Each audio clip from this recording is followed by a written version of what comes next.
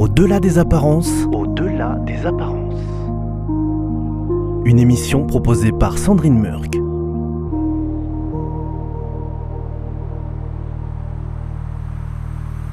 Bienvenue, chères auditrices et auditeurs, dans notre émission qui reçoit aujourd'hui la famille Garcia au grand complet. Des parents guitaristes amateurs, pour qui la musique est un ingrédient familial vital, et un fils aujourd'hui concertiste qui fait le tour du monde. Alors vous pouvez écouter en podcast la première émission qui racontait la semaine dernière comment, autour d'un simple déjeuner en famille, s'est montée la scène de Toulouse Guitare, un génial tremplin pour les jeunes artistes et des trouvailles en or pour les oreilles du grand public. Éric Dupry, votre journaliste musicologue à Radio Présence, est à mes côtés. Il a assisté au balbutiement de ce qui aujourd'hui est un événement musical à ne rater sous aucun prétexte à Toulouse. Alors j'étais étonnée du peu de place que tenait la guitare dans la ville rose, où un habitant sur deux, alors là je ne sais pas du tout, j'avance, est d'origine espagnole. Presque, non ? Il y en a beaucoup. Pourtant, donc une ville très hispanisante et où les accents du flamenco ont bercé toutes mes sorties quand j'y suis arrivée, moi, dans les années 90. Et puis ensuite, plouf, plus grand-chose au niveau de la guitare. Ça vous a tous frappé ? Oui, ça a entraîné un vrai manque. Il y avait beaucoup de guitares, même dans les années 70-75, il y avait énormément de guitares. Il y avait beaucoup de flamenco aussi, et puis après ça s'est perdu. Oui, alors moi je ne peux pas vous parler des années 70-75, mais par contre... Alors toi tu as 30 ans. Oui, moi j'ai 30 ans. Je suis né en 94, et non, ce que je peux dire c'est que quand j'ai étudié à Toulouse, j'ai quand même fait 10 ans au conservatoire de Toulouse, et puis j'étais passionné, mes parents aussi, donc on cherchait les concerts de guitare, on était curieux par rapport à ça d'aller en voir. Moi, de mon souvenir, j'ai eu l'occasion d'aller voir un seul concert de guitare, c'était à la Salle Bleue, c'était Thibaut Covin, je devais avoir, je sais pas, peut-être 12-13 ans, quelque chose comme ça, et c'est le seul concert de guitare que j'ai vu à Toulouse, et je me suis dit, c'est fou, avec le recul, c'est fou que dans une ville comme Toulouse, il y ait si peu de propositions de guitare classique, parce que on parle de guitare, mais la guitare, en effet, c'est pluriel. On parle de la guitare flamenca, la guitare classique, la guitare jazz, il y a la guitare électrique, il y a beaucoup de choses possibles.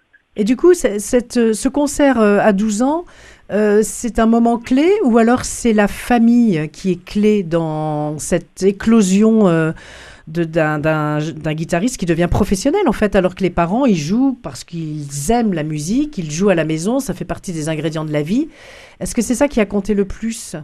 C'est un constat, ce concert-là c'est un constat, et c'est vrai qu'avec le recul, quand on se pose la question et qu'on met le chiffre sur le papier, c'est là qu'on trouve ça fou, si vous voulez. Dans le ressenti, bon c'est comme ça, mais quand on le voit écrit, c'est quelque chose d'assez dingue, et c'est dommage, enfin je veux dire c'est dommage parce que c'est pas seulement, bon il y a le bien-être du public dans le sens où il y a un public pour ça, il y a un vrai public, il y a des gens en demande, mais il y a aussi des gens qui ont des vocations cachées, et c'est lorsqu'ils vont voir des concerts, lorsqu'ils vont assister, que des vocations se révèlent. Donc il y a plein de choses pour moi avec le concert vivant.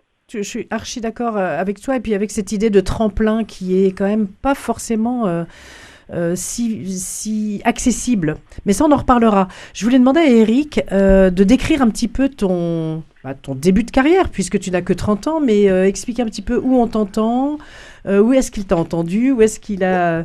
Je ne sais pas si on peut parler de début de carrière maintenant pour Thibaut Garcia, parce qu'il y a quand même, comme il le disait lui-même, une dizaine d'années maintenant il y a une dizaine d'années que tu donnes des concerts maintenant. Oui, excuse-moi, je te tutoie. Hein. C'est son père qui le voit comme tout petit encore. C'est pour ça qu'il dit que c'est un début de carrière. Oui, à 30 ans, on peut dire qu'on est encore un peu au début de sa carrière. Un artiste, un musicien arrive à maturité en général à la quarantaine. Mais quand on a commencé très tôt comme Thibaut, à 30 ans, on a déjà quand même une certaine maturité, d'autant plus que très rapidement, en plus, il a pris la direction artistique d'une saison de concert. Donc, pas besoin de vous dire que voilà, tout ça, ça forme, autant que les voyages forment la jeunesse, aussi les responsabilités qu'on prend, ça forme la jeunesse. Ça veut dire quoi une saison de concert par rapport à un festival ? Un festival, ça se fait sur une période donnée qui va être en général 1 semaine, 2 semaines, 1 mois pour vraiment les festivals les plus gros. Mais une saison, c'est sur une année. Donc il y a plusieurs concerts, par exemple 1 par mois ou 1 tous les 2 mois sur une année complète. Et ce qui est le cas de Toulouse Guitare, vous, c'est 5 concerts, je ne dis pas de bêtises. Oui, c'est 5 concerts. 5 concerts, ce qui est en général le format des saisons à Toulouse, 5-6 concerts. Voilà. Mais alors, il y a des particularités, mais je pense qu'on y reviendra concernant Toulouse Guitare. Oui, mais c'est intéressant parce que, en fait, c'est pas le tout de le dire à table, on va faire. Comment ça marche? Vous avez 5 concerts par an qui sont désormais programmés. On reviendra sur les tarifs aussi qui sont vraiment tellement accessibles que c'est certainement philosophique aussi chez vous. Mais qui fait quoi parmi vous deux, les parents, tout en travaillant, parce qu'il faut quand même bien préciser que vous n'êtes pas intermittent du spectacle, que vous n'êtes pas payé par une collectivité, que vous n'êtes pas élu, que vous êtes respectivement donc administratrice, je ne sais pas comment on dit, enfin dans une administration en tout cas, et kinésithérapeute. Oui. Donc c'est votre passe-temps finalement, ce travail quasi à plein temps dans votre 2e vie ou 3e vie.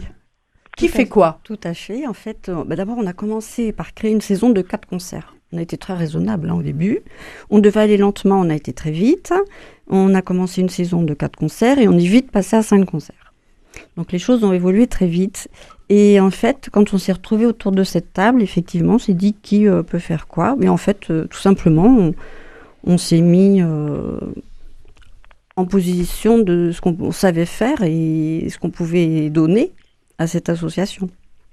Moi, personnellement, c'est la gestion administrative et financière, plus de la logistique, c'est-à-dire tout ce qui est côté pratique.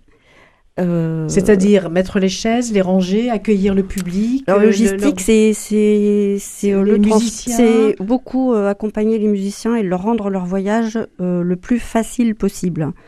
Donc leur voyage, leur hôtel, leur déplacement sur place, leur repas. Et puis après, il y a tout le côté financier derrière. Mais la logistique, c'est pour que l'artiste soit accueilli, en fait. Alors quand on dit accueilli, c'est à la gare, c'est à l'aéroport, et à l'aller et au retour.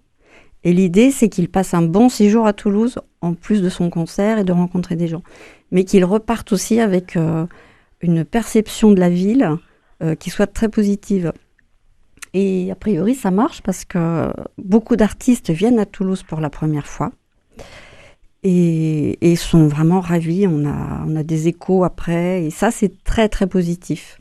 Donc, par rapport à l'équipe, moi, je vous ai parlé de mon poste. Jules, du coup... Oui, moi, je suis le président. Moi, c'est plutôt de la coordination. C'est plutôt un petit peu aller chercher aussi un petit peu les sponsors parce qu'on en a malheureusement besoin. C'est le nerf de la guerre, bien sûr. C'est un petit peu aussi la relation avec les professeurs de guitare, les artistes, le relais pris avec Thibaut, souvent, parce qu'il est souvent à l'extérieur. Voilà. Donc, c'est plus ça. Et puis après, on a tous les intervenants qui travaillent avec nous, qui font un travail extraordinaire. Les professeurs de guitare, les bénévoles qui travaillent avec nous. Voilà. Moi, par contre, j'avais une question qui n'a rien à voir, mais que j'aimerais bien poser à ce moment, parce que j'y pensais tout à l'heure. C'est une question pour Thibaut, ça. Et Thibaut, à quel âge tu sais, ou tu te souviens, où ça t'a frappé, à quel âge tu t'es senti vraiment concertiste? C'est-à-dire que là, ça y est, je suis concertiste. C'est une question que je t'ai jamais posée. Ouais, c'est une bonne question. Vous voyez, on se pose des questions à la radio qu'on se pose pas dans la vraie vie, donc c'est parfait. Vous avez droit à une exclue. Non, c'est une super question d'ailleurs, parce qu'en fait, la notion de concertiste, pour moi, et d'ailleurs je trouve ça très important, c'est quelque chose qui doit être là assez tôt. J'ai commencé à vouloir vraiment faire de la guitare ma profession, je pense, quand j'avais 14-15 ans et que mon professeur m'a vraiment fait sentir qu'il y avait quelque chose après Toulouse. Mais par contre, je crois que sur scène, quand je joue de la guitare, même quand j'avais 10 ans, quand j'avais 12 ans, même si je jouais une pièce simple, j'avais dans l'idée que je la jouais comme un concert. Et être concertiste, c'est un état d'esprit. J'en parle beaucoup avec les étudiants de ça. Vous pouvez avoir des étudiants de 15 ans qui jouent comme des concertistes, et vous pouvez avoir des artistes confirmés de 35 ans qui jouent comme des étudiants. Donc ça, pour moi, c'est vraiment un état d'esprit plus qu'une maîtrise de l'instrument. Et je crois que dans ma tête, j'ai toujours pensé comme ça, donc finalement assez tôt. Ouais. Eric ? Oui, parce qu'effectivement, lorsqu'on est en concert, il y a aussi un savoir-faire, bien sûr. Il faut bien jouer, mais il y a un savoir-être sur scène. Et ça, je pense que Thibaut l'a eu très, très rapidement. Alors, comme il le disait lui-même, Il y en a qui l'ont parce qu'ils ont la personnalité pour ça, et puis d'autres, c'est beaucoup plus difficile. Bon, ça se travaille, ça s'apprend bien sûr, mais peut-être que c'est quelque chose qui n'est, jusqu'alors en tout cas, n'était pas assez appréhendé lors du parcours de formation d'un musicien. Je ne sais pas ce que tu en penses, Thibaut. Si, c'est quelque chose qui peut être abordé. Je pense qu'il faut toujours du naturel. C'est-à-dire que, pour vous donner un exemple, j'ai déjà vu des concerts où l'artiste était assez timide, mais il préférait rester dans sa bulle, et quelque part, c'était presque mieux que d'aller parler de manière artificielle, parce que ça lui ressemble. Moi, ce que je pense, c'est qu'on ne devrait pas nous apprendre une façon d'être, mais on devrait nous apprendre à être nous sur scène, ce qui est un peu différent. Ouais. Et pour rebondir sur cette notion de concertiste, je me souviens d'ailleurs, être concertiste pour moi, c'est, quand on arrive sur scène, ne pas attendre que les gens nous disent si c'est bien ou pas. On n'est pas là pour demander l'avis des gens, on est là pour défendre une idée de manière convaincue et donc convaincante. Et mon prof à Toulouse, Paul Ferré, me disait un truc assez drôle. Quand j'ai fini mes études, il m'a dit ça, il m'a dit, tu sais, je sais que ce que je te disais de faire, tu le faisais pas pendant des années, et c'est toi qui avais raison. Il m'a dit ça. Et j'ai bien aimé cette leçon un peu de se dire, jouez toujours comme vous êtes convaincu. Ça, c'est la solution pour moi. Moi, ce que j'aime beaucoup surtout, c'est que, en fait, tout ce dont vous parlez, tous là, autour de cette table, ce sont des valeurs inculquées autour de la table familiale, ce sont des valeurs parentales, ce sont des valeurs de simplicité, d'accueil, d'être naturel, d'avoir confiance en soi. Donc, je propose qu'on termine sur le concerto de Aran. Non, celui-là, on l'a entendu la semaine dernière. Le Rondenia de Sens de la Mazza. Et on se dit rendez-vous à la semaine prochaine.